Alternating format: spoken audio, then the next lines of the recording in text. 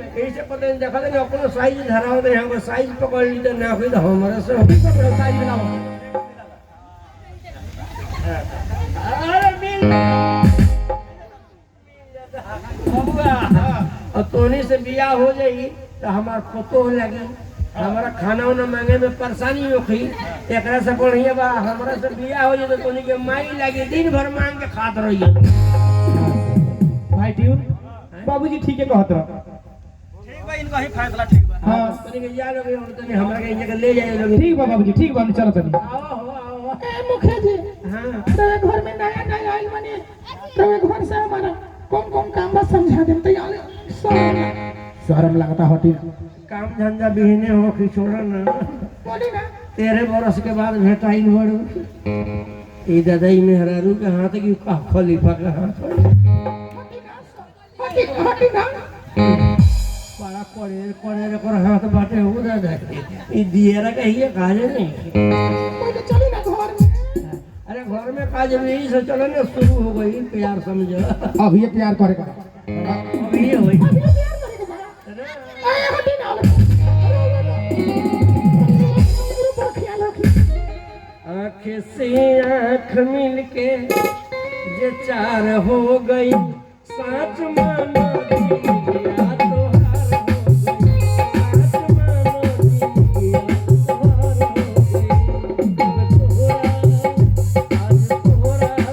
दिया तोहार हो गई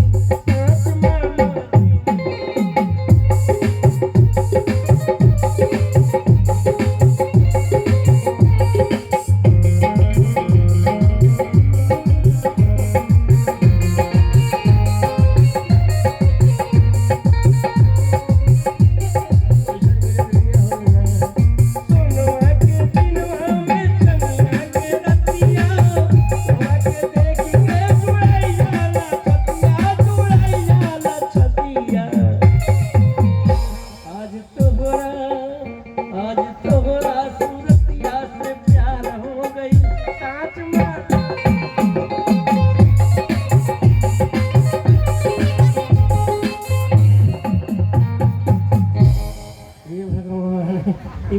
मेला से खलीफा ले आई हमें तो बड़ा शौक लगा था ए सुनो हां बोली गाँव में बड़ा घूमल बनी जन तबियत हमार थक गइल बा अच्छा तो तनी हम निहू सुता तनी जन हां बोली ना तनी हमरा देह में मालिश कर दे मालिश अब तो रहुए धन बने जो थी को हम तो थी करे खतरा हम तैयार बने अगर लेटी ना पेटकुनिया लेट गई ओए इधर रह नो अगर तेल ले आओ तनी मालिश को दे बढ़िया से हां ओए इधर लेटा ना है लहसुन पकाओ तनी तेल राख बोली कि ने दाबे के बा हाय ठीक बा आरो की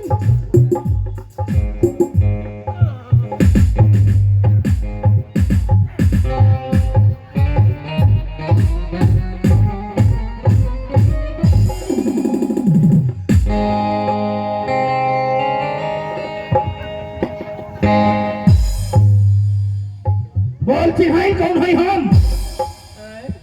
चिन्हाई हम कौन है बैला वाला पहला वाला आपके समझ में आई बैला वाला कौन है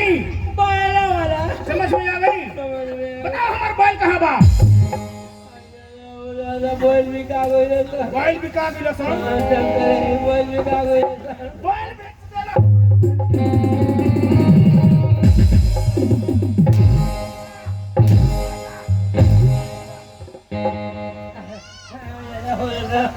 हमार बैल के बेच देले हमार घर से हम निकल गए बनी अते हमार बैल बेच देले हैं बोल हमार बैल कब मिली बैला वाला अरे दोसर कुछ बोले के नहीं है ढंग बैला वाला बैला वाला हमार तो बुझाता है कर है स्ट्रोक खत्म बैला वाला अब लगता भी हम यहाँ से भागे के बने तो हमू पकड़ाए अच्छा भागत है अरे अरे भाई क्यों रे क्यों का भैया अरे देख बाबूजी के का हो गई बाबूजी का भेल बाबूजी? बैला वाला बैला वाला लेकिन तार भइल का? बैला वाला ए बाबूजी तू बैला वाला काहे करबो? काथी भइल तो आप? हैं? बैला वाला लागत है कि बाबूजी के कोनो बीमारी हो गई ठीक तब से सुनता नहीं बैला वाला कोनो बीमारी हो गई चले गए इनका इलाज करवाएगा पड़ी बबुआ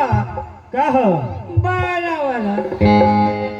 ए भाई ठीक ये काम कर इनके तबीयत खराब हो गई बा हाँ। तू घर में ले चल हम डॉक्टर को लागले आते ठीक नो ठीक है जल्दी जा ठीक है हमें नाम जल्दी तू ले चल घर ले चल तू आवे बाबूजी है ना बैठ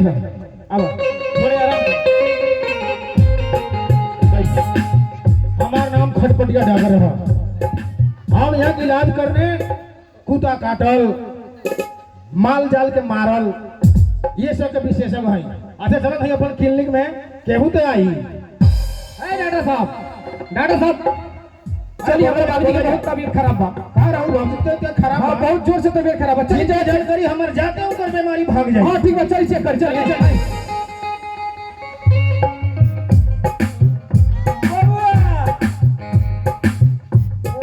बाबूजी बैला वाला अच्छा इधर वो लोग पिताजी बड़ा हाँ डॉक्टर साहब आई कहाँ हरदम बोलते हैं बैला वाला बीमारी है बा जब हाँ बाबूजी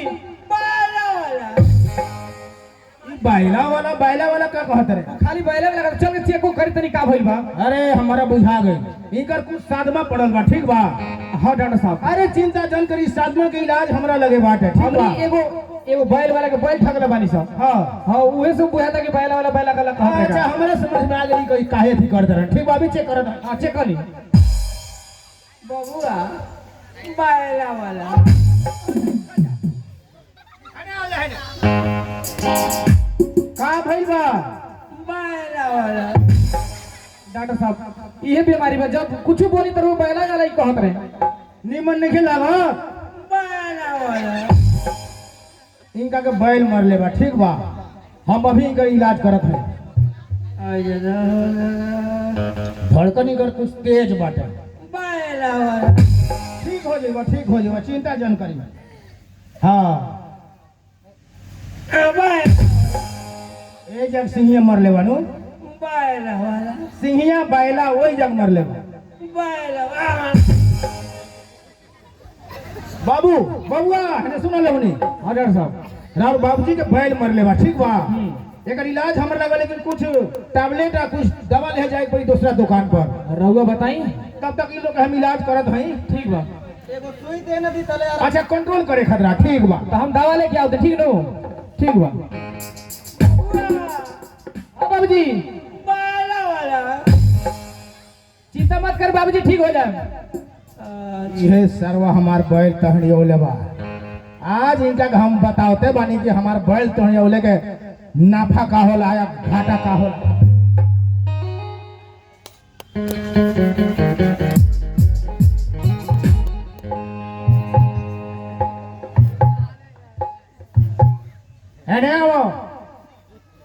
बैला वाला हाँ हम उन्हें बैला के हम इलाज करते हैं ये जगह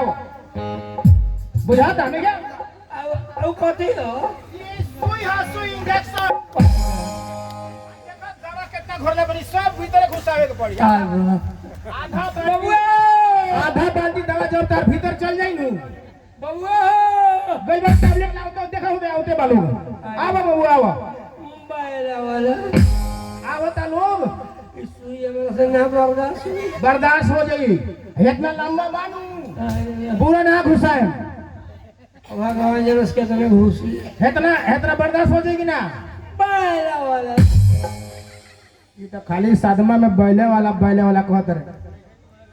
अरे बाबू है ना वो लोग नहीं देखो डॉक्टर साहब रोके देनी सुई अकेले नहीं दे पावा इतना ना जोरदार इन्होंने भागत रहे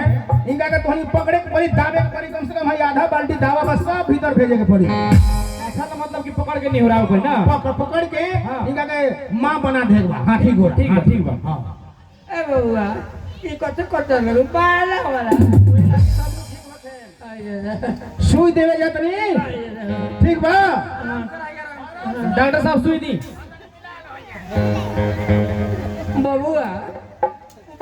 वाला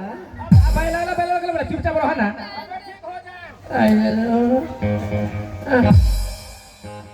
बबुआ बाला वाला। अरे दवा ही खराब होई, एक्सपायर हो जाए, जल्दी करे पकड़ो लोग नहीं।